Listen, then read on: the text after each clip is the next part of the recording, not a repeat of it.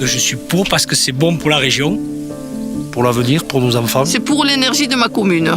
Pour nos viticulteurs. Pour de la création d'emplois. Pour une énergie durable. Pour l'emploi de la région. Pour encourager l'économie agricole. Pour une agglomération à énergie positive.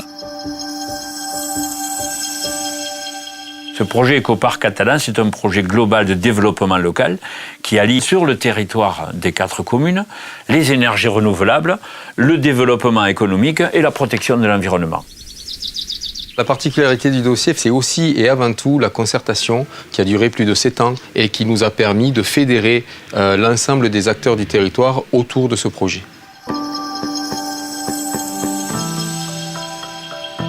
Je pense que EDF et Énergie Nouvelle a eu justement l'intelligence de comprendre que le nœud du problème ici, c'était vraiment le côté agricole. EDF Énergie Nouvelle a pris contact avec les propriétaires. On a discuté du lieu de l'implantation, si ça nous convenait, et surtout des accès aux éoliennes. Il est évident que si la base, le terrain, se sent concerté par le projet, forcément, c'est un terreau fertile pour permettre une meilleure avancée du projet. Mon rôle a été de rallier toutes les forces économiques, notamment les chambres consulaires, les syndicats interprofessionnels, pour donner un avis favorable pour la réalisation. Et cela a été un véritable dialogue constructif sur la présentation, bien sûr, du projet, mais au-delà, sur la présentation de ce que serait notre territoire demain. Pour fédérer tous ces acteurs-là, politiques, associatifs, propriétaires fonciers, d'abord on les écoute. EDF ne se présentait pas comme une multinationale imposant, mais les gens se sentaient partie prenante par cette concertation.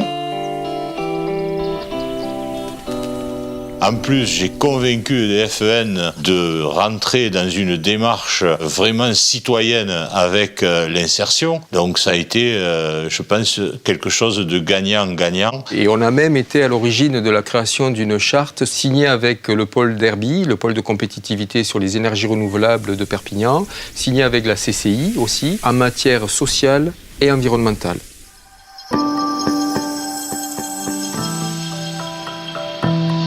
Donc il y a eu une charte qui a été signée avec les entrepreneurs locaux, de façon à ce que la plupart des impacts immédiats du chantier rejaillissent sur le département.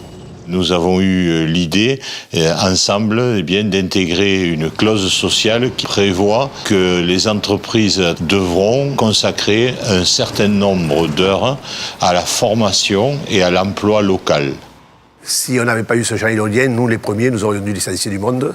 Ça nous a permis de conserver le personnel pendant tout l'hiver et même de faire travailler des partenaires supplémentaires.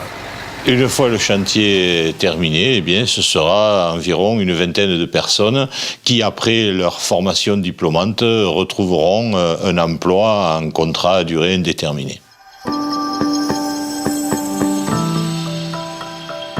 L'EDF s'est énormément impliqué auprès des associations locales, les fédérations de chasseurs, la Ligue de protection des oiseaux. Le maître mot de l'engagement d'EDF-ENR est basé sur le respect du territoire et le respect du travail du vigneron. Ce parc doit cohabiter avec la proximité d'un radar météorologique. Il ne faut pas que ce radar soit perturbé par les éoliennes en mouvement à proximité. La solution qu'on a trouvée, ça a été de mettre en œuvre la pale furtive, la première pale furtive au monde qui existe, qui limite énormément les signaux parasites auprès de ce radar.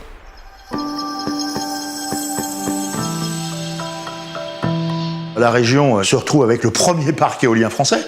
Bon, quand même, je dirais que c'est quand même pas n'importe quoi. C'est une vitrine pour la région, c'est aussi un impact direct sur l'économie locale. Cela va permettre là aussi, donc, en termes touristiques, de développement touristique, de développement de l'onotourisme, de pouvoir aller vers des projets beaucoup plus importants. On va forcément parler de ce territoire, de nos villages, de Bachaz, de Cals, de Pézilla, et derrière ces villages, il y a des gens qui produisent du vin. Donc on a aussi des opportunités de vente grâce à ce projet.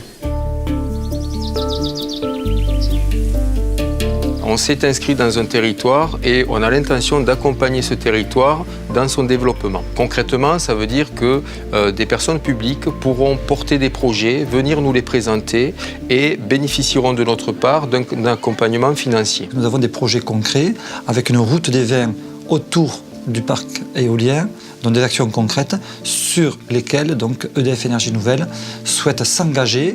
Et de toute manière, eh bien, ça restera les futurs moulins à vent qui étaient en Hollande ou dans la Manche proche de chez nous.